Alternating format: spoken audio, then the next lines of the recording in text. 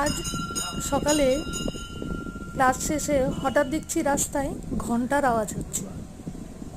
তাকিয়ে দেখি ফুল নিতে গাড়ি এসেছে। আমরা পুজো দিয়ে যে ফুলগুলো কোথায় ফেলবো চিন্তা করি,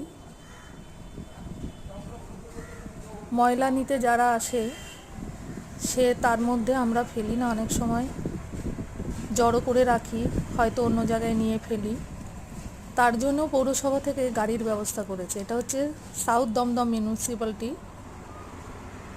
খুব ভালো লাগলো দেখে। আমি আগেও আওয়াজ শুনেছি, কিন্তু ক্লাস করাই সেই জন্য আমি সেটাকে ধরতে পারি না।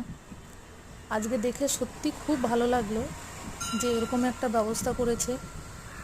অনেকে মনের দিক থেকে এতটা আমরা নিজেদেরকে জড়িয়ে রাখি যে সেই ফুলগুলো পুজো দেওয়ার পরে ফুলগুলো এখানে ওখানে ফেলতে পারি না, কোথাও একটা বাঁধে।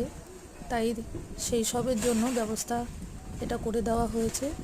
সত্যিই ভালো লাগলো। আমি দমদম ক্যান্টনমেন্টে থাকি, এখানে পৌরসভার এই কাজটা খুব ভালো লেগেছে।